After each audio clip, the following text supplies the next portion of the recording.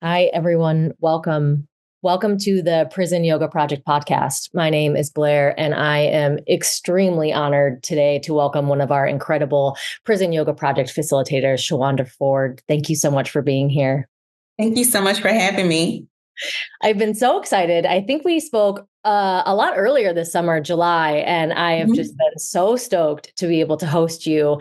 And I'm just always incredibly impressed with all of the work that you bring to your community. But I'm going to do a formal introduction of you. I'll lead us in a little bit of a centering opportunity, and then we're gonna dive in. Okay, cool beans. Sounds good. Awesome. Shawandra Ford is a certified yoga instructor for both children and adults, driven by a passion for making yoga accessible to historically marginalized communities. Shawandra Ford found yoga during a personal journey through grief, and since then, she has brought her unique teaching style to schools, detention centers, and other community spaces. She believes in using yoga as a tool for intergenerational healing, bridging gaps between youth and adults, and fostering a sense of belonging and wellness for all. Absolutely incredible. She is also the founder and owner of Brown Skin Yoga. Welcome. Thank you so much. I'm excited. I can't wait to share my story and to tell you about all of the awesome things that we're doing here in Memphis, Tennessee. I can't wait. Awesome. And in the true Prison Yoga Project essence and brand, we'll do a little bit of a centering opportunity. This is a time where we get to connect with ourselves. And although we are connecting in this digital realm, maybe it's an opportunity for us to create these energetic lines to connect with participants and people all around the world. As always, this is optional and invitational. If anything does not feel good to you, please don't do it. Any breath that I offer is an invitation and also not mandatory. So at this time, if you're seated, maybe we can start to find a tall seated position here. Eyes can be open or closed at this time. And we'll first start to just connect to the natural rhythm of our breath.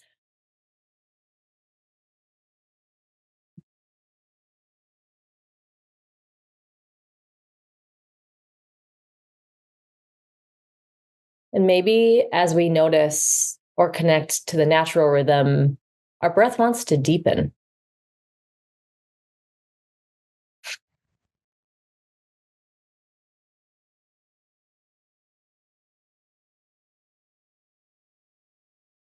We can move into starting to shift, feeling the felt sense of the body.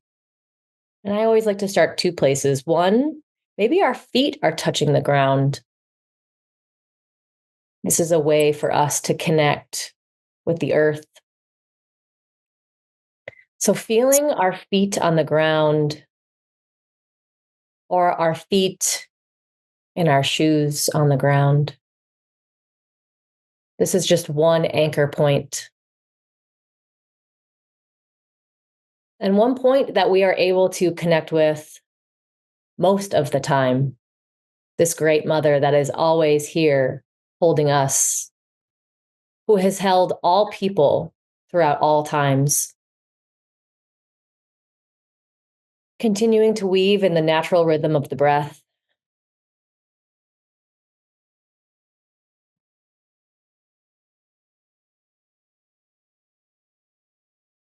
And then maybe we can connect with the felt sense of our body on our chair, or if we're lying down, any part that is connecting us with a chair, a couch, the ground.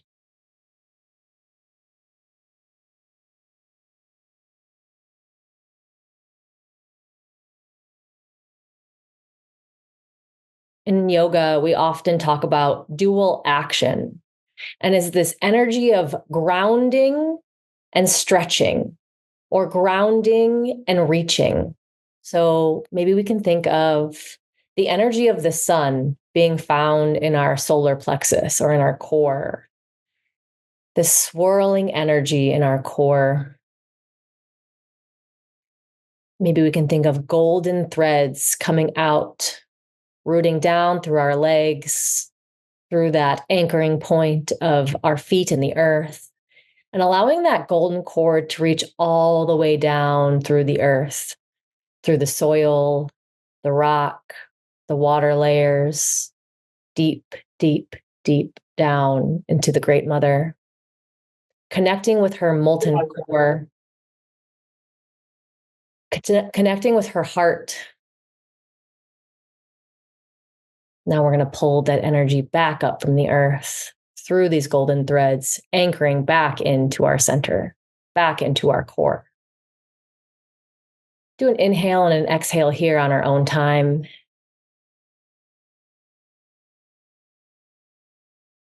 And now we're going to go up.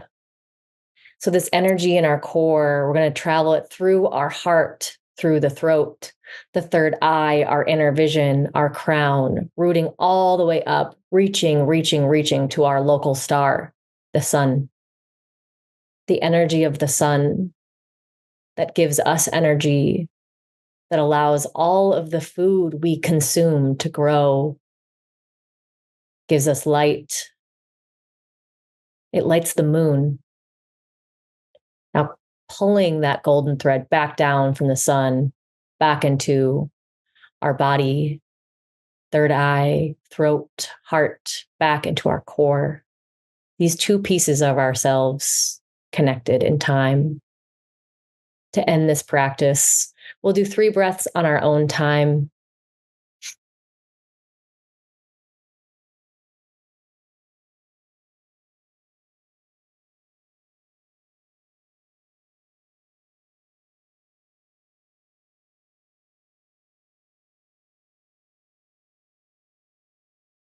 And one last piece and prayer that I want to speak out and specifically call in is the hundreds of programs we have around the world.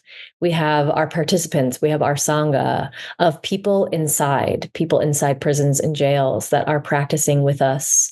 I want to extend the invitation to call these people in, to call our Sangha in as well. So when this feels complete for you, maybe we can start to flutter the eyes open, creating a little shift in our body, bringing ourselves back here into this moment.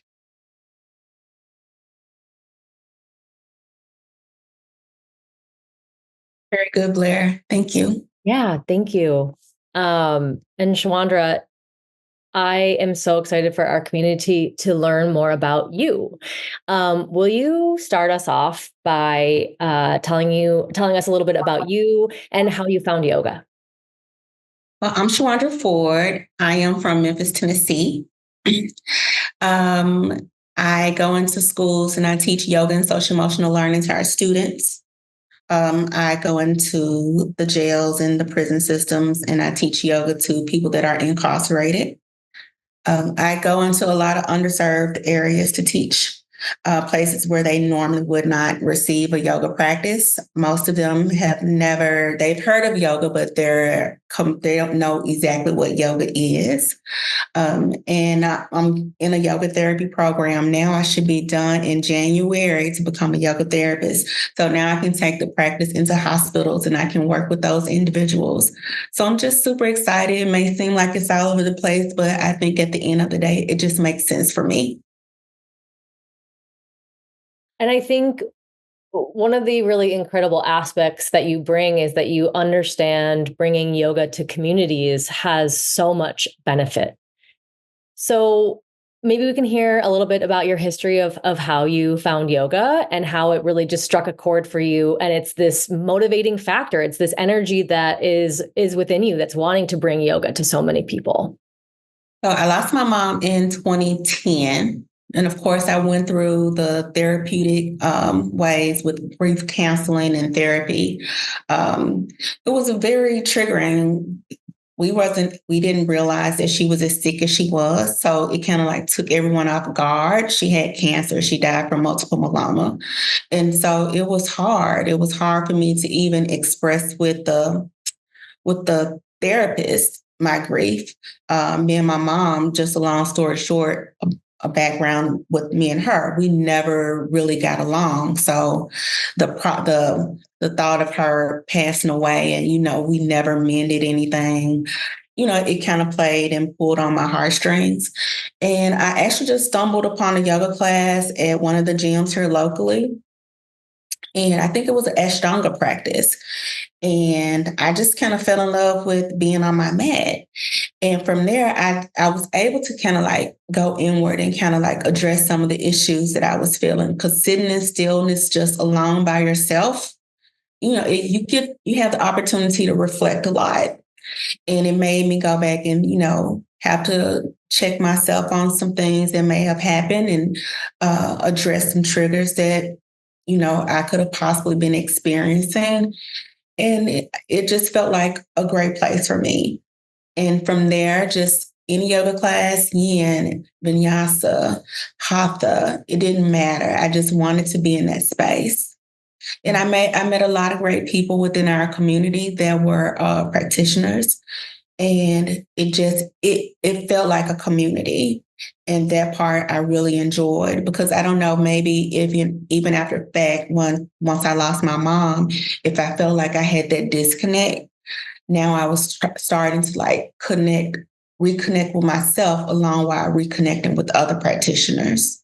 Beautiful. Thank you for sharing. And a vulnerable piece of your story. And I'm really sorry for your loss. That's fine. It's okay. I'm okay. And don't be sorry. It's okay. Yeah. And I know that when we're working in community, communities feel grief. And a part of your work is intergenerational trauma or ancestral work through yoga. So tell us, what are the pieces of yoga that really struck with you? I know that you talked about really connecting with yourself, but what are these aspects of yoga that you felt so compelled to share with community? I felt like the self-awareness, just bringing awareness to yourself. I feel like that was something that I lacked. And just even now as an adult, even this week, perhaps, there's always going to be a disconnection. So yoga is just a tool to help us rejoin that space. And I talk about like trauma, and I try to explain to people that we're going to experience trauma every day. Hopefully not every day, but in some kind of way, we're going to experience trauma. We're going to experience day-to-day trauma. That could be we're driving down the interstate and someone just zooms past us, and that kind of like, grab our attention. So that's day-to-day trauma. We're going to experience what I like to call childhood trauma, things that we didn't think bothered us growing up. And now we realize as an adult, wow, that was really traumatic for me. I always talk about birth trauma. When we come through the womb, when we pass through the womb, we come out crying. So we're going to have some birth trauma, and we're going to have generational trauma, things that happened before our time. And just addressing those issues and learning how to address them. It may not be the easiest thing. I don't want them to think that yoga is the heal all. However, you have to deal with your emotions. So I think just having the opportunity to go back and reflect, bringing self-awareness back into your space. We're not going to be perfect every day, and that's absolutely okay. But you have to bounce back. And we do that through the yoga practice. Mm-hmm. Yeah, really expanding our capacity to be able to hold these experiences and to be able to stay present in experiences or stay present in our processing, or expanding our capacity to stay present. And also letting go. It happened. The past, we can't go back and change the past. We can only focus on the present.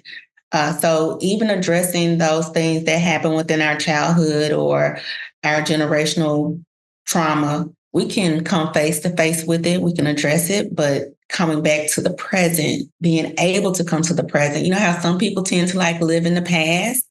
We have to learn how to let it go and move forward. And I feel like there's so many ways that we witness people living in the past. Repeating story often. And then identifying or over identifying with the story. There's so many ways where we are witnessing people feeling in the past. And then I feel like this isn't at all a scientific description of this, but I have heard previously that depression is living in the past and anxiety is living in the future. Just kind of interesting when we touch in on our felt sense of these feelings when they arise. You had mentioned that you worked in schools for a long time. Tell us about your experience in schools. So I work for our local school district here, Memphis Shelby County Schools. I worked there for 22 years. I started when I was 18. It was pretty much the only job I ever had in my entire life. I worked in IT and finance. And one day in 2019, I just decided, you know what?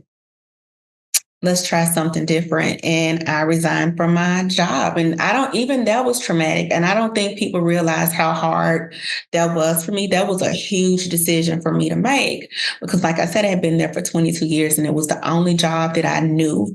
And it was the only thing that I felt like I was good at. Mm-hmm. And so within that process, my husband asked, so what are you going to do now? And the only thing that I can come up with was I'm going to teach yoga because that had become my second love.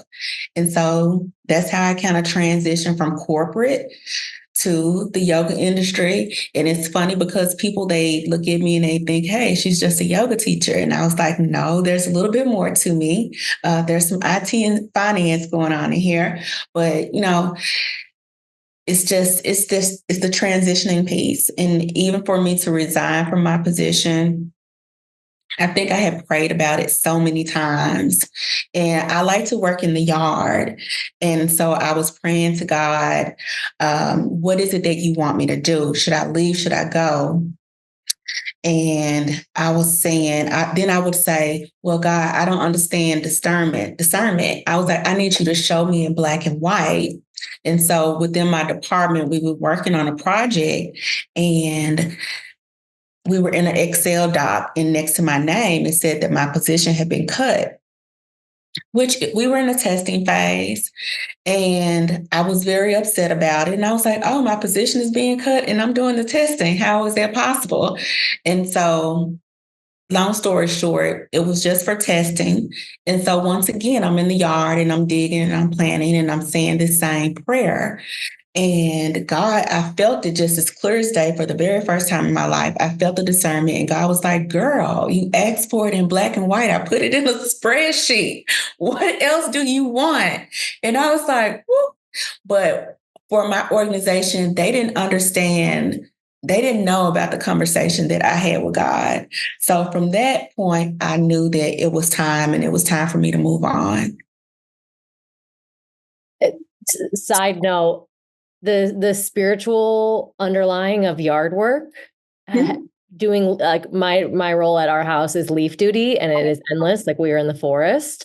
It is so healing to be in connection with spirit, God, the universe, nature, and to be able to receive these signs. So what were you seeing in schools and what challenges were you seeing that students or families were facing that motivated you to bring yoga and social emotional learning to schools? Well, I would go to all these different yoga events and they would be held at all these different places. So I had already received my 200 hours. Excuse me. I had already received my 200 hours and I was and I was at an event at one of the local schools here, a private school. And they had this big banner and it was like, why choose our school? And it showed their students practicing yoga.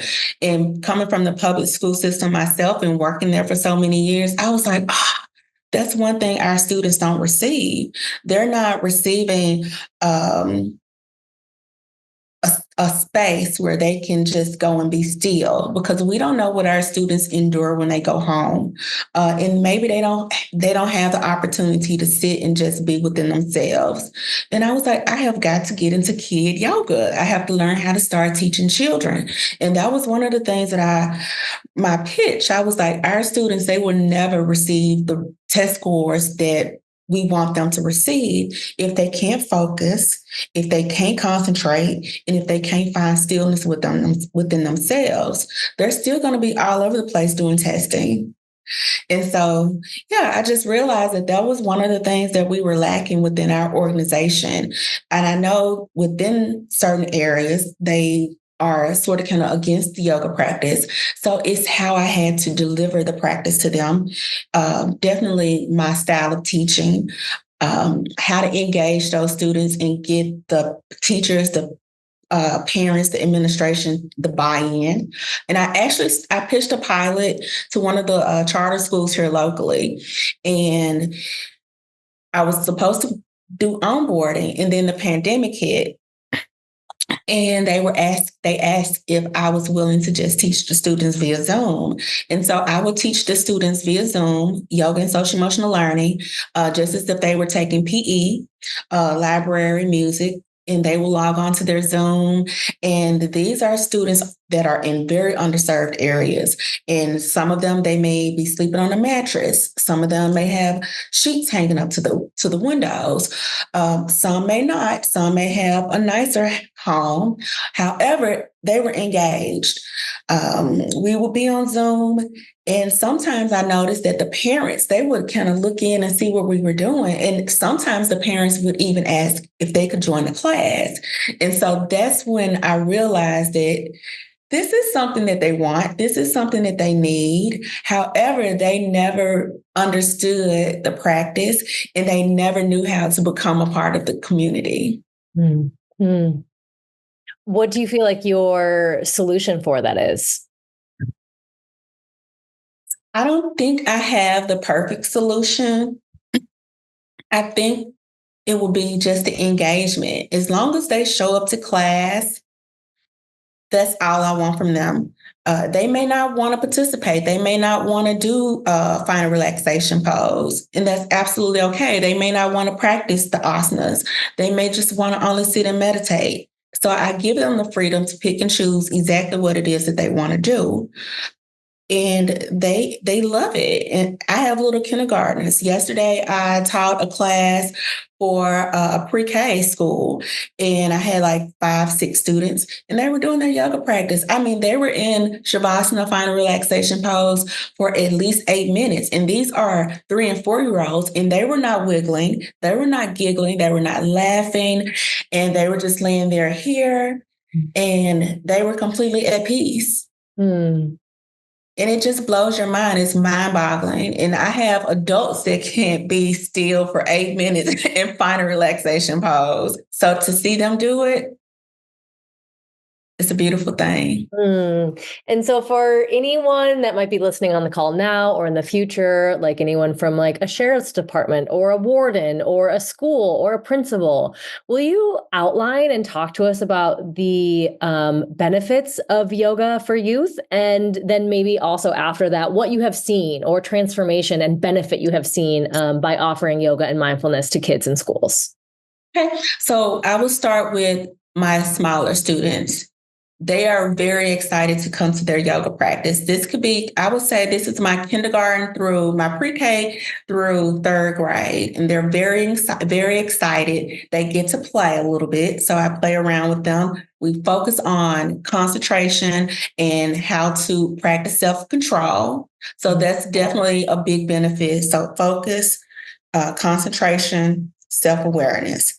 Then affirmations. Affirmations has been really, really big for me because I learned that within our community, a lot of our students do not know how to affirm themselves. And I also learned that they do not know how to affirm each other. And so if I say, tell me something positive about yourself, not that your shoes are nice, not that you can play Roblox all day, tell me something nice about yourself. And I found that it was very hard for our students to do that. I had one student who told me that no one had never told him that he was handsome.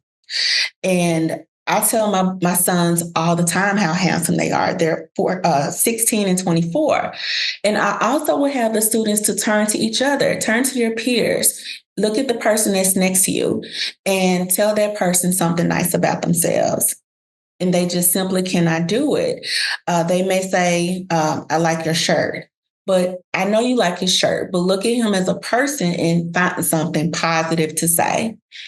And what my takeaway from that is that if I can't affirm myself, and then I look at you and I can't find anything nice to say about you, then of course it's going to be easy for me to take your life because I don't value myself and I don't value you. So I start my students off with a lot of affirmations and just explaining to them what affirmations are and why we should practice them. And then we go into the poses, moving your body. You got to get out of the habit of playing video games all day. They don't go outside anymore. So definitely moving your body. And then meditation, finding stillness, learning how to be still. So I have a couple of different games that I play around with them. And then find a relaxation pose, learning how to just be still within the moment, allow yourself to be present. So my K through third grade students, perfect. They got it. My fourth grade through eighth grade, they're a little different. They're getting into that teen space. And this is the group that I have found that it's really hard for them to affirm themselves. They're going through the teenage phase and they're afraid to say that they're pretty in front of their peers, or they may be afraid to say I'm smart because somebody else in the room may say something negative towards their comment. One second. Sorry about that. Yeah, so it's hard for them to affirm themselves. It's definitely hard for them to be still. This is my group that just cannot be still. And you would think that that would be the smaller group, right? But it's my middle group.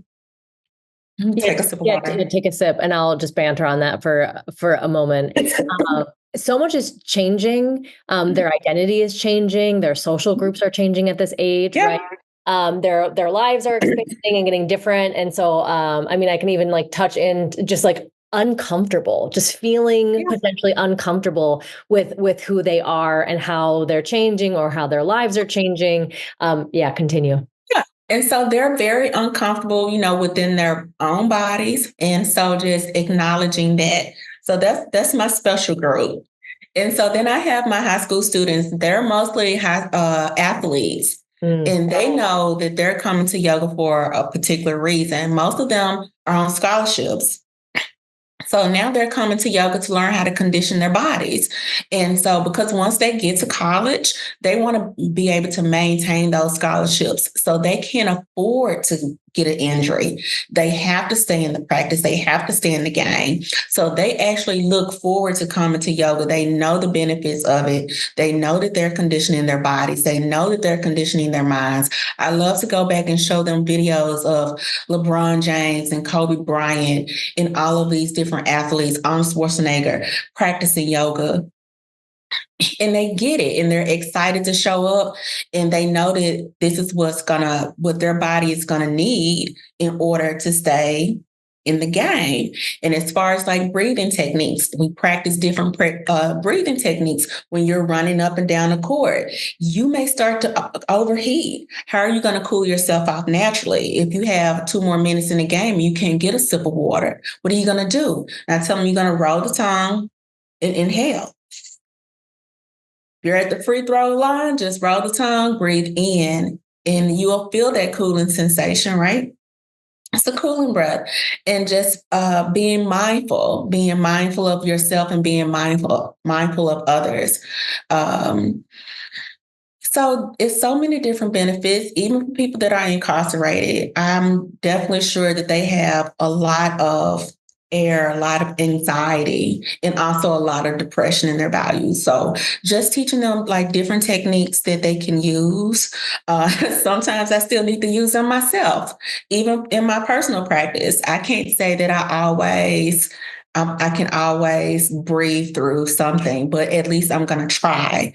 And just practicing different techniques with them, and they get it. They definitely see the benefits of it. So now it's just encouraging them to start their own practice. And that's a huge thing, watching them develop their own practice. Everybody practice is going to look different. No one practice is going to be the same. Letting go of the ego and to watch them develop their own practice and become more aware of their own bodies. Really incredible how many different groups that you are teaching with, the young ones, elementary, middle, high school, and then cater to the different needs, physical, mental, emotional, at all these different times. I think it really just speaks to your skill as a facilitator and the diverse audiences that you work with, that you could walk into any room and offer yoga and mindfulness for this group, which I think is kind of a piece of trauma informed yoga facilitation, why trauma informed is different from other kind of yoga or maybe traditional studio yoga. It allows you to show up and teach to what is in the room. That's part of like our flexibility as a facilitator. It's like we might come in with an agenda and all of the kids are wiped, they're tired, or something happened, or something happened in the community before and they're dealing with grief, right? Like you don't necessarily know what you're going to walk into. And again, I think that just speaks to your incredible versatility of being able to walk into a room and teach to anyone. Thank you. Yeah. And then I would love to hear, like, what are some transformations that you've seen in students over time? Oh, definitely a connection. I'm on Instagram, it's at Brown Skin Yoga. And my students, they still reach out to me. They always reach out to me. I had one little girl, she sent me a message and she said, Miss Ford, it was their class graduation.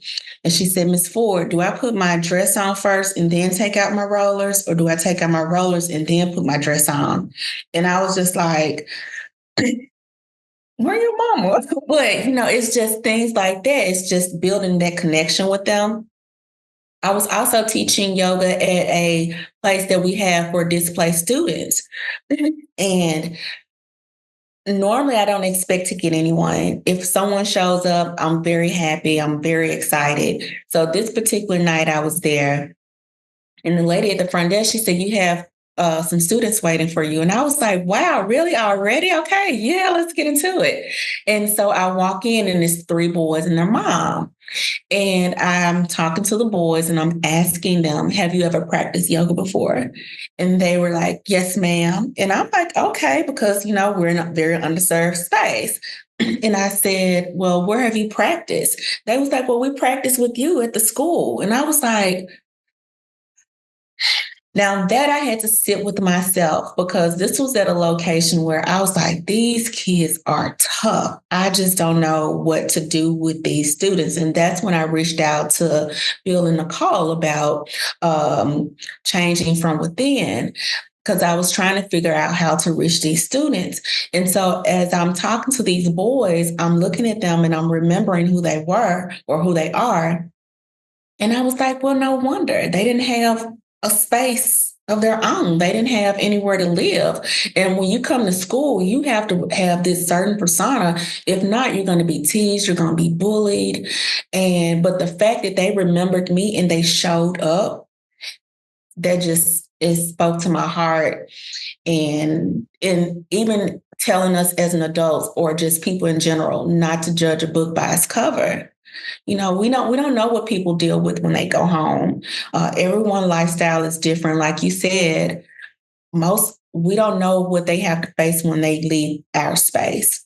So giving them the tools and the resources that they need in order to tap out when they're home, if there's something that's going on that they don't feel comfortable with, now we're giving them some tools and resources that they can rechannel their energy. Thank you. I love hearing these stories about connection. And I think it also speaks to like we don't know the full impact of our work, of like walking into a room, or a Black woman walking into a room and teaching yoga, explaining these tools and concepts to kids who don't have a positive self-image, having these conversations. And I think that they're so important and they're so radical. And I know that these kids will be thinking about you for their whole life, right? Like anytime they say yoga, they're going to think of their first yoga teacher. They're going to remember you. They're going to remember these pieces. And so, it is hard to track or know the impact that we're having, but I do think it's large. I had a little girl. My birthday is on Christmas Day, and her mom recorded her singing "Happy Birthday" to me, and she was like, "Miss Ford, you're my favorite yoga teacher, and you're my only one." I was like, "Well, no wonder I'm your favorite because I'm your only yoga teacher." But yeah, they're adorable. I love teaching them. Yeah. And so we talked a little bit about like how to what is the benefit, like if we're talking to, correctional officers, COs, principals, these kind of cases, like the pieces of yoga that we bring. Let's talk about gearing it towards our facilitators. So as far as like the Prison Yoga Project umbrella, or having a program we want to bring to these spaces where they don't have yoga yet, there is some convincing that we need to do. There's some selling. And so what tips would you tell our community? Because we have established programs, but sometimes there are not established programs in the community, and we will give you tools to do it, but you need to go out and do it on your own. There's just only so many people at Prison Yoga Project, but yeah, I want to give it to you. So what skills, tips, tools would you give to people that need or want to start a yoga program in their community? So the biggest one is that we cannot we cannot cage someone and have them incarcerated for 2 to 5 years to 10 years and then just release them back into civilization. That is not how it should work. We should be able to be providing some type of reform, some type of program. So when they are released and they can go back out into the real world, they know how to engage with other people. They can relearn. There's a book, How to Rewire Your Brain. So we have to give them the tools and resources that they need in order to be successful in life, because if not, they're going to come back. And if we release them and they're doing good, but they go back to their old community, they're going to still go back to those old habits. But if we start teaching them yoga, social emotional learning, how to communicate with people, how to engage with people, how to be a community, how to feel a part of a community, now is a slim chance of them returning back into those spaces. So just giving them the tools and resources that they need in order to be successful as a human being. So I just think that we have to find ways to incorporate a lifestyle change. So I always tell people, yoga is a lifestyle change. It's not just an exercise. It's not something that you do. It's something that you practice. And you should practice daily, because you'll never get good at anything if you don't practice. And so just those kind of things, and, just especially for, and there may be some people that will never get out. However, that's okay too, but at least they know how to start to feel content within their space. It's acceptance, right? Now we're learning how to accept the space that we're in, and we're learning how to be present in the moment. So one of the pieces that I'm hearing that you're sharing is, and we agree at Prison Yoga Project too, right? That like there is a responsibility on the system that is incarcerating people for rehabilitation. Absolutely. Absolutely 100% a responsibility. And most of these systems or places are failing at that responsibility of rehabilitation. And then just to speak, a little bit about PYP and our perspective is, yes, we're offering yoga and mindfulness, but part of the root of our mission is to change the punitive justice system to a healing centered system, because we recognize that people that are impacted by incarceration have very high trauma backgrounds. Right. So we're making these connections. And I think this is what you're speaking to, right? Like, how do we set people up for success? We can't just remove people from society, remove people from their homes, remove them from their loved ones, and expect them to heal from things that have happened to them and or heal from harm that they have caused other people. And being able to allow them the opportunity. They deserve the opportunity just as much as anyone else. They're still human. So allow them the chance for growth. You just never know. It could be one simple person, one simple word, one simple thought that someone can share with them that could change their entire life, despite how they grew up. I grew up in a very underserved space myself. So I get it. I completely understand. I suffer from depression and anxiety, just like some other people that do. However, I do have the tools that I need in order to reset. And I think that's a big thing for the people that are incarcerated. Give them the opportunity to reset. Give them the opportunity to relearn and I don't want to say revisit, but just to be human. Mm-hmm. Mm-hmm. Well, reflect. And to reflect. Definitely reflect. Right? That's like a big piece of accountability. And I know, here's what's also interesting is that we have prisons and jails operating at the state level. So there's different obligations, there's different law, different legal systems within different states.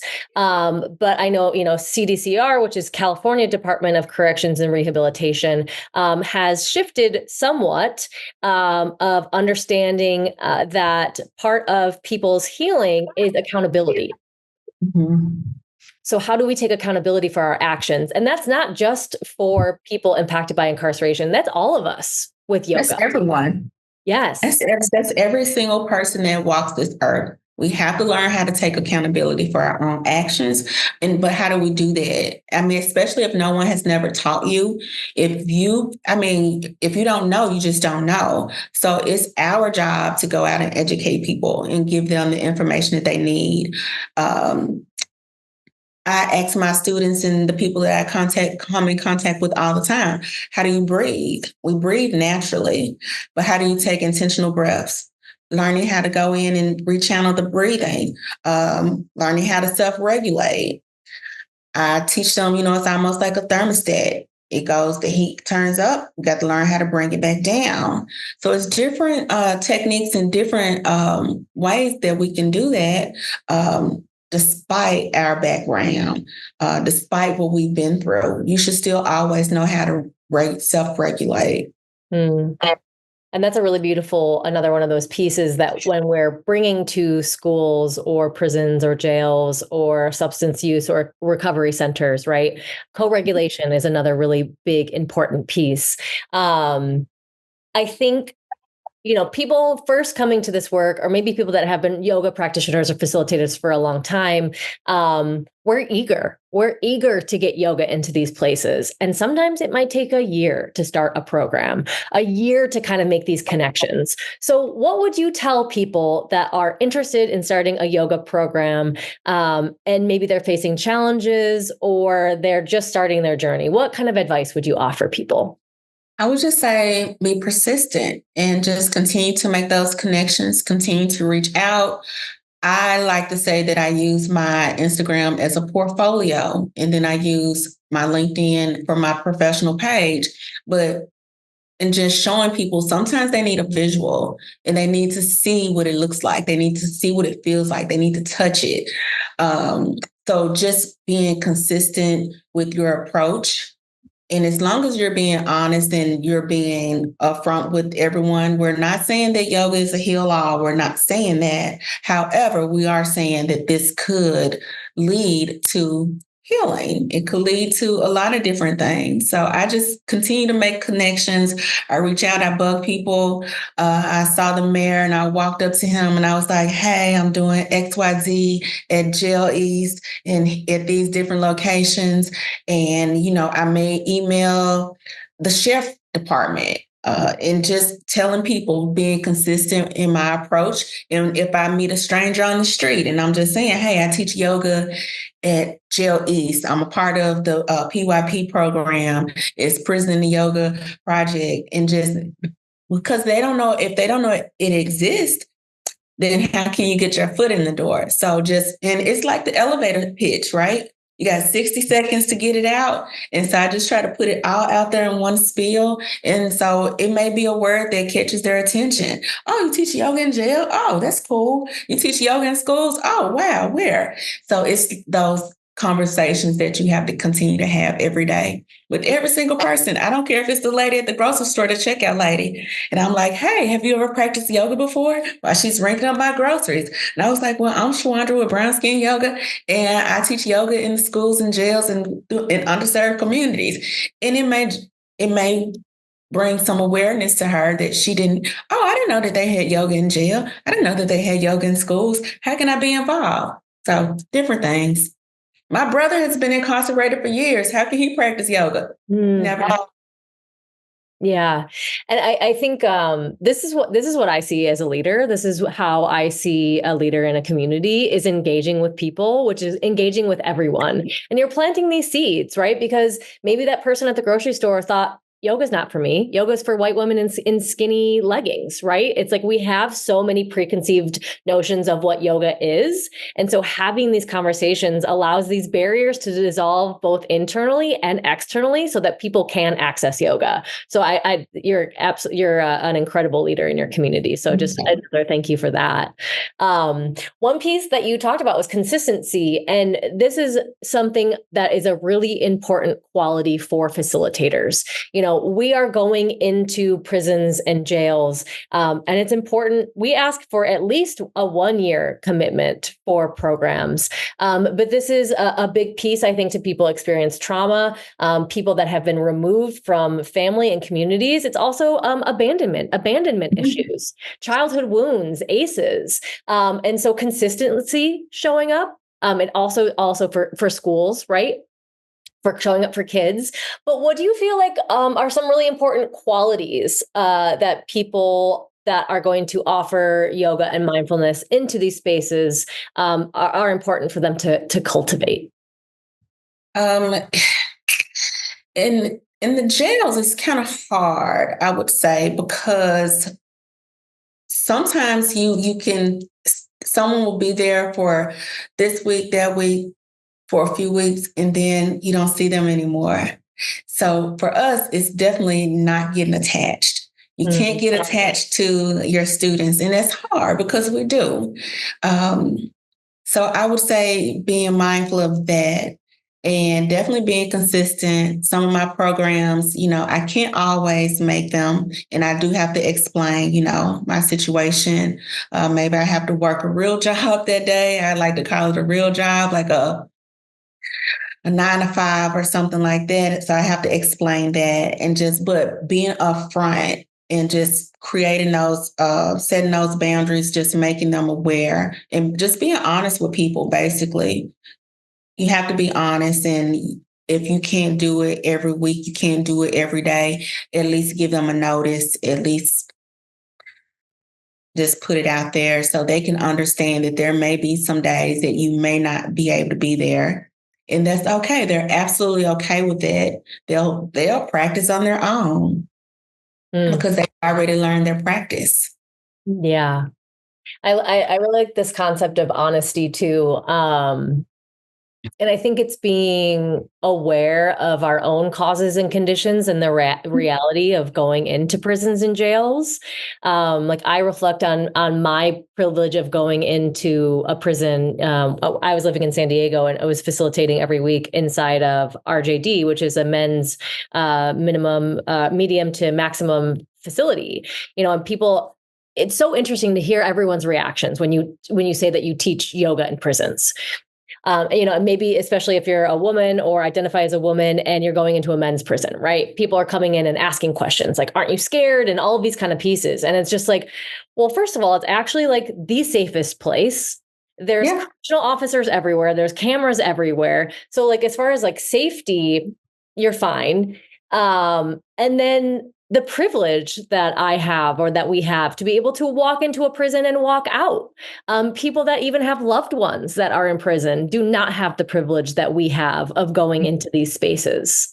And so I think that comes with like the honesty of really understanding our privilege of being able to go in and offer these incredible practices. It's just so multifaceted, the work that we do and the people we serve.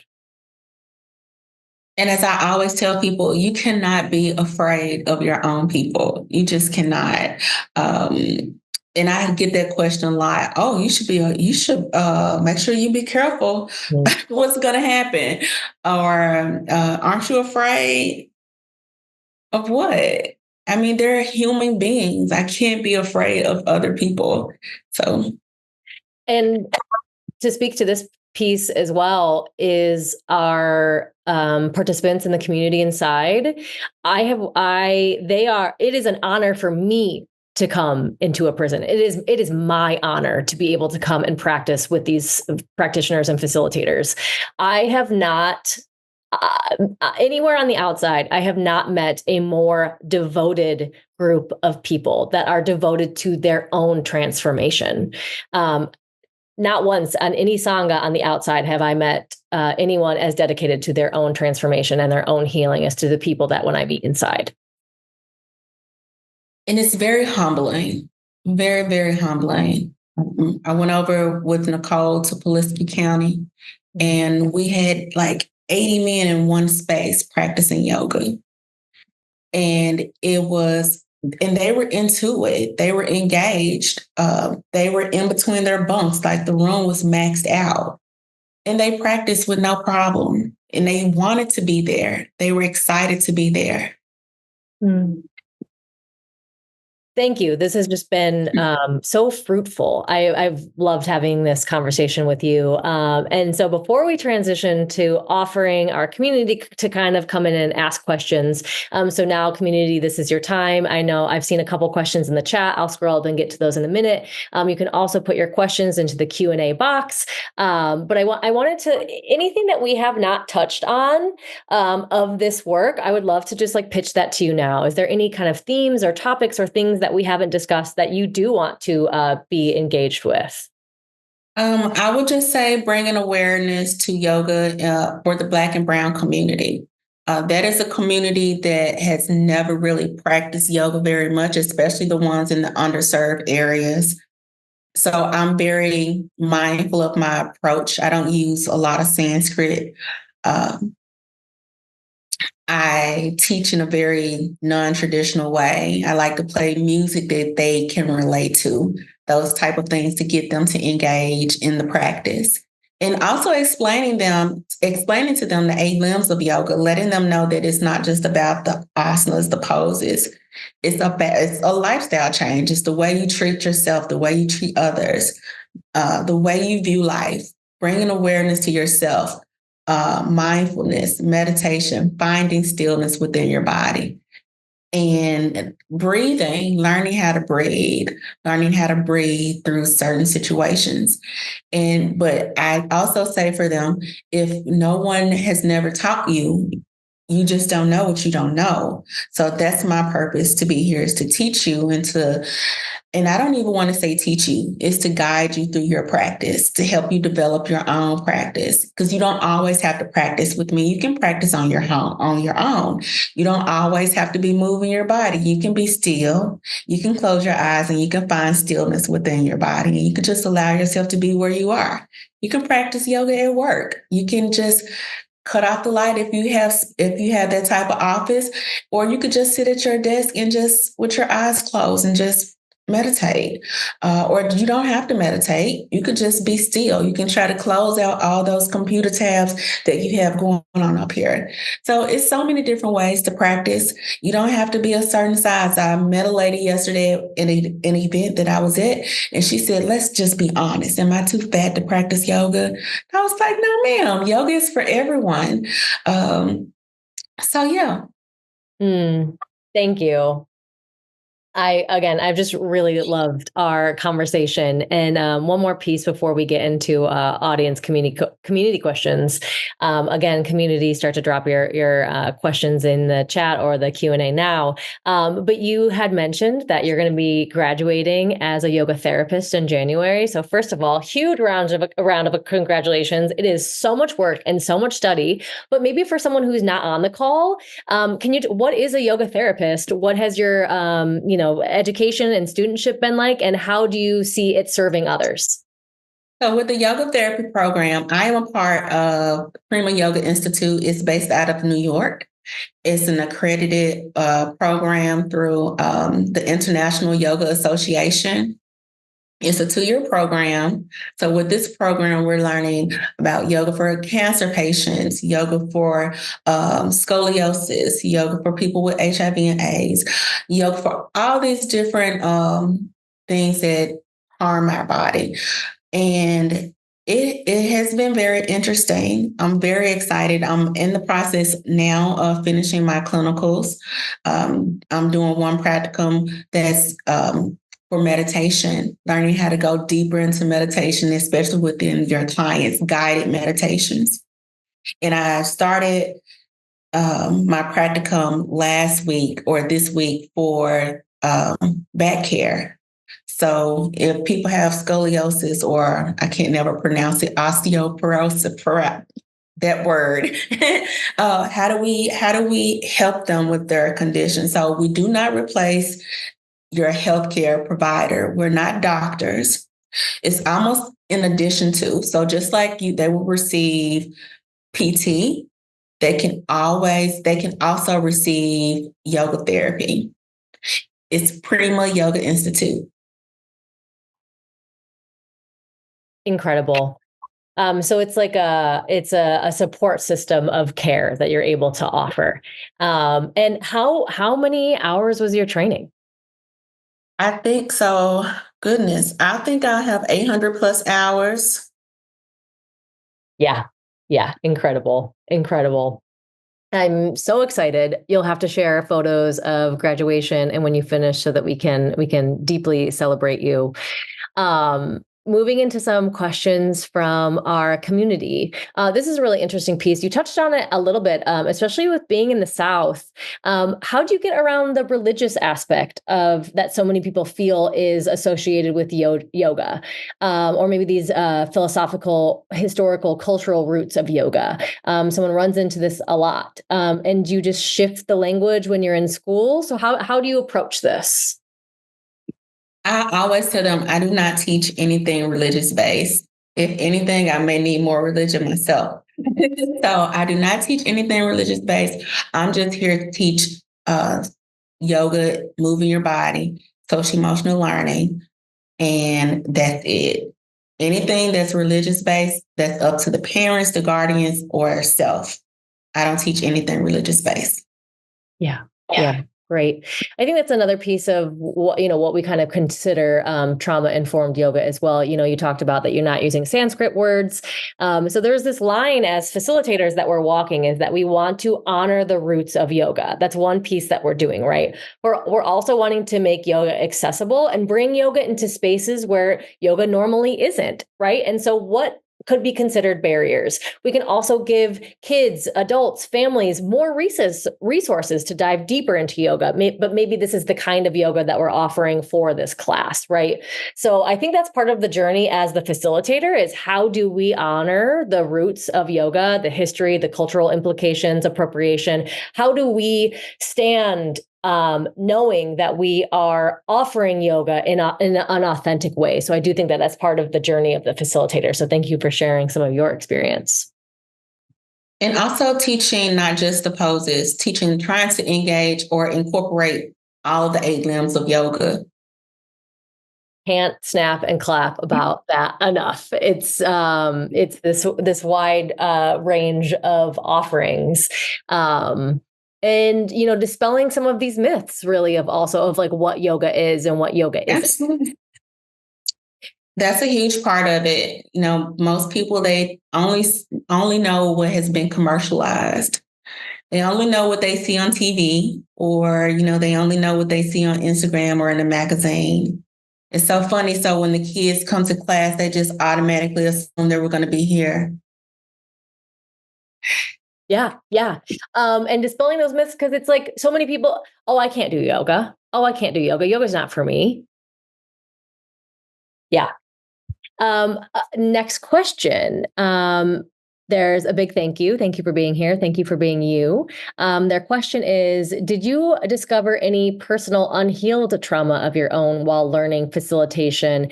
And how did you walk with this awareness in your offerings and service? Big question. That's a huge question. Like I said, yoga is a practice. And even for myself, I still suffer from depression and anxiety from time to time. And I have to, sometimes I'm not always the most, I think I read a quote that says, people think that people who practice yoga are calm all the time. And it was like, no, we practice because we're all nuts. So, yeah, so that's a huge thing. I definitely don't want people to think that yoga is the heal all and just if you practice yoga, your life is going to be perfect. You're still going to have trauma. You're still going to have bad days. Hopefully, those good days outweigh the bad days, right? So, yeah, I still have those days, and I'm like, or my husband's like, it's like you need to go practice yoga.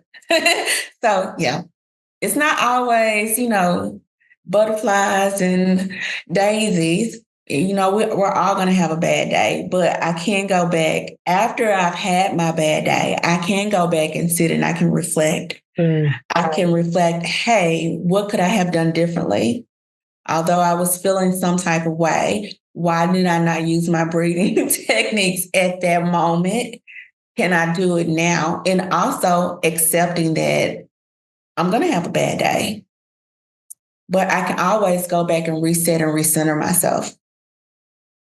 And thank you for speaking to this, because it's not that we are centered all the time. Definitely far from truth. It's that maybe since we have cultivated our daily practice, which is so important, we've created this new foundation. So maybe when we do fall off or when we do lose center, we're able to find it maybe a little bit quicker, or we're able to come back to center, no matter the time. And maybe we're spiraling less in our mind because of our practice, or we remember the tools to bring us back to center. Just a lot of thank yous coming in here as well. And so, you teach for so many different populations, so many different communities. I would love to hear any advice that you have. Like, what advice would you have for teaching youth, teaching system impacted youth, and incarcerated adults? For our smaller students, I would say just have fun with them. We can teach and have fun at the same time, right? Let's see, for people that are incarcerated, being mindful of them and being mindful of their space and remembering that they're human. And for just our community, learning how to,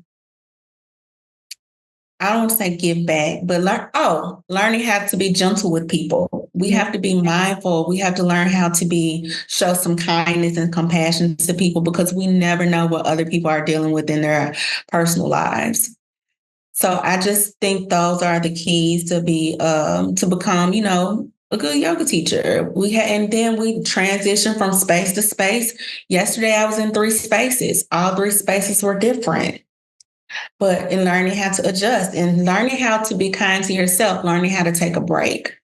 That has been my biggest problem, is just learning how to take a break. So also remembering to be kind to yourself and be gentle with yourself. Thank you. This has been such a valuable conversation, and I cannot wait to get it into the hands of so many more people. Thank you, everyone who showed up live to listen. This is one of the benefits, is that you get to engage directly with our incredible guest. But before we close our practice today, I just want to give you an opportunity, if there's anything that hasn't been said or any additional advice that you want to offer to community or people that maybe are thinking about bringing yoga into their space of work. I will put my website and all of my information in the chat. Yes. So if they want to check me out to kind of find out more about some of the things that I do, they can have access to it. So while you're putting it in there, I'll read out the website. It will also be in the podcast description as well. But if you're listening, it's www.brownskinyoga.com, BRWNSKN yoga.com.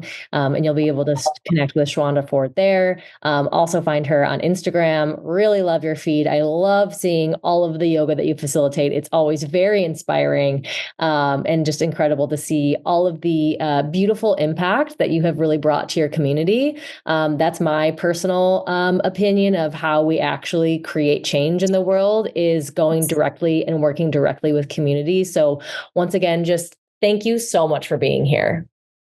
And I'll leave you with this one quote. I can't remember the author, but it's on my website. But he said, I realized if I can change a classroom, I can change a community. And if I can change enough communities, then I can change the world. So very powerful stuff.